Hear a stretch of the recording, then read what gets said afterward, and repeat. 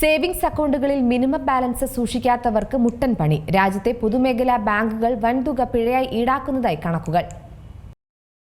Savings അക്കൗണ്ടുകളിൽ minimum balance സൂക്ഷിക്കാത്തതിന് രാജ്യത്തെ പൊതുമേഖലാ ബാങ്കുകൾ വൻതുക പിഴയായി ഈടാക്കുന്നതായുള്ള കണക്കുകൾ പുറത്തുവന്നിരുന്നു. 2022-23 മുതൽ 2024-25 വരെയുള്ള 3 സാമ്പത്തിക വർഷങ്ങളിലായി 892.83 കോടി രൂപയാണ് പൊതുമേഖലാ ബാങ്കുകൾ ഈ ഇനത്തിൽ മാത്രം അക്കൗണ്ട് ഉടമകളിൽ നിന്ന് സമാഹരിച്ചത്. എന്നാൽ ഈ പിഴത്തുകകൾ മൊത്തമായി എഴുതിത്തള്ളാൻ ബാങ്കുകൾക്ക് കേന്ദ്ര സർക്കാർ നിർദ്ദേശം നൽകിയിട്ടില്ലെന്നും ധനമന്ത്രി നിർമ്മല സീതാരാമൻ ലോക്സഭയിൽ വ്യക്തമാക്കി. പിഴത്തുക ഈടാക്കുന്നത് സംബന്ധിച്ച് ബാങ്കുകൾക്ക് പൊതുവായ നിർദ്ദേശങ്ങൾ നൽകിയിട്ടില്ലെങ്കിലും പല ബാങ്കുകളും സ്വമേധയാ ഈ ചാർജുകൾ ഒഴിവാക്കുകയോ പരിഷ്കരിക്കുകയോ ചെയ്തിട്ടുണ്ടെന്നാണ് മന്ത്രി അറിയിച്ചത്.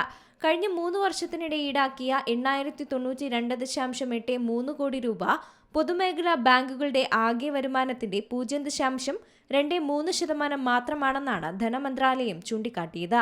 ബാങ്കിംഗ് സേവനങ്ങൾ നൽകുന്നതിനുണ്ടായിട്ടുള്ള ചിലവ് നികത്തുന്നതിനാണ് ഈ തുക വിനിയോഗിക്കുന്നത്. പിഴ ഈടാക്കി ലാഭമുണ്ടാക്കുക എന്നതല്ല ബാങ്കുകളുടെ ലക്ഷ്യമെന്ന് സർക്കാർ വിശദീകരിച്ചു. രാജ്യത്തെ വലിയൊരു വിഭാഗം അക്കൗണ്ടുകളെ മിനിമം ബാലൻസ് നിബന്ധനയിൽ നിന്ന് ഒഴിവാക്കിയിട്ടുണ്ട്. പ്രധാനമന്ത്രി ജൻധൻ യോജന അക്കൗണ്ടുകൾ, ബേസിക് സേവിംഗ്സ് ബാങ്ക് ഡെപ്പോസിറ്റ് അക്കൗണ്ടുകൾ എന്നിവയുൾപ്പെടെ ഏകദേശം 72 കോടി അക്കൗണ്ടുകൾക്ക് മിനിമം ബാലൻസ് സൂക്ഷിക്കാത്തതിന് പിഴ നൽകേണ്ടതില്ല. ഉപഭോക്തൃ സൗഹൃദ നടപടികളുടെ ഭാഗമായി പല പ്രമുഖ ബാങ്കുകളും പിഴ ഒഴിവാക്കിയിട്ടുണ്ട്. 2020 മാർച്ചിൽ തന്നെ സേവിംഗ്സ് അക്കൗണ്ടുകളിലെ മിനിമം ബാലൻസ് പിഴ സ്റ്റേറ്റ് ബാങ്ക് ഓഫ് ഇന്ത്യ ഒഴിവാക്കിയിരുന്നു.